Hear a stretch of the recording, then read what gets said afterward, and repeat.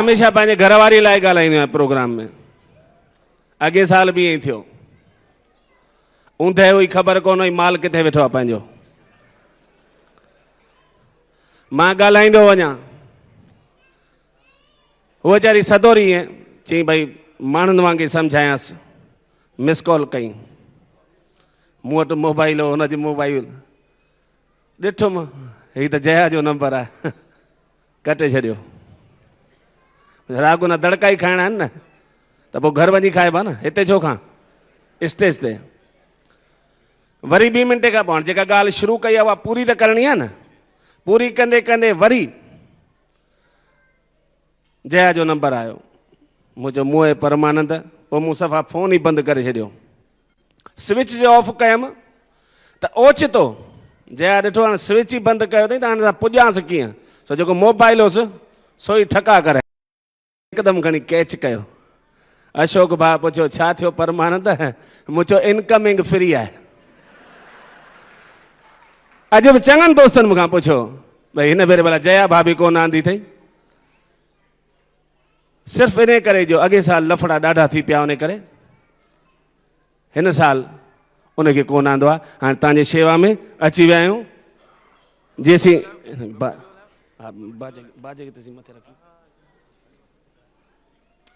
जेसिताईं असांजी table set थिए तेसिताईं आहे। अॻे मूंखे यादि आहे 1987 में हिते आयुसि, तॾहिं खां वठी मोबाइल जी शुरूआत थी हुई हिते, त इंडिया में त पोइ 92 में आई। पोइ इंडिया में बि जॾहिं 92 में आई त उन खां पोइ उहो माना शाहूकारी ॿारनि जो खाधो हूंदो, जहिड़े तहिड़ी जी साईं ताक़त कोन हूंदी जो मोबाइल वठी सघे। वठण लाइ ठीकु आहे, जाइ विकिणी करे मोबाइल त वरितई, पर ॻाल्हाइणु ॾुखियो हूंदो।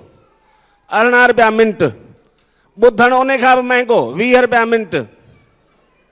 हा शुरू में, पोइ धीरे धीरे वधे वारी थोड़ो सस्तो बि थींदो वियो, ॻाल्हाइण बि सस्तो थियो, ॿुधण बि सस्तो थियो, उन में वरी मोबाइल सस्ता, उन में वरी जेका हे 5 साल पहिरीं इंडिया जो नाथ जंहिं ॾिनो सभिनि खे साथ, ग़रीब गुरबा वठो रिलायंस। हा पहिरीं 30,000 में इंस्ट्रूमेंट ऐं कनेक्शन, 15 ॾींहंनि खां पोइ चई हाणे 500 में खणो, रुगो हेरो, पोइ ॿेड़ी मां पाणे ॿोड़ींदोसांव। हा ॿार पाणे विकिणाईंदोसांव। हाणे 500 में साईं जो मिले पियो मोबाइल, त मुंहिंजी जया उन जी अची सद थी चई हेॾां हिकु मूंखे बि वठी ॾियो न। ए मोचो जिन पई आई घर में बत अथई न, वरी वञी ऑफिस में त उते बि तोखे 5 फोन जी ज़रूरत छो, चई न हेॾां केॾी महिल ईंदे वेंदे न रस्ते ते मुंहिंजी तव्हां सां ॻाल्हाइण जी सद थिए, पोइ भला मां STD में वञा, सुठो लॻंदो। हेॾां इहे 500 बि मां थी ॾियांव न, प्लीज़ वठी ॾियो। वठी त ॾिनोमांसि भई। पोइ ॼण फोन जया मां फाथो, मां जया मां फाथुसि, छो जो पहिरियों महीनो बिल्कुलु फ्री ऑफ चार्ज ॻाल्हाइणो, local phone total Gujarat free.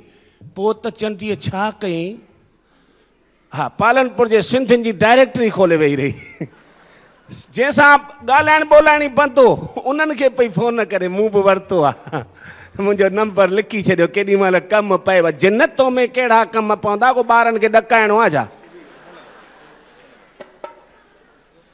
भई अहिड़ो कमु अची कई जंहिंसां ॻाल्हाइण पए, भॻवान जो कसम 2 कलाक फोन न छॾे, साम्हूं वारी रखे, हीअ वरी करेसि छो भई, ऐं वरी माइटनि सां ॻाल्हाइण पए, तारीख़ूं मटिजो वञनि, ख़बर ई कोन पए मूं कॾहिं ॻाल्हाइण चालू कयो।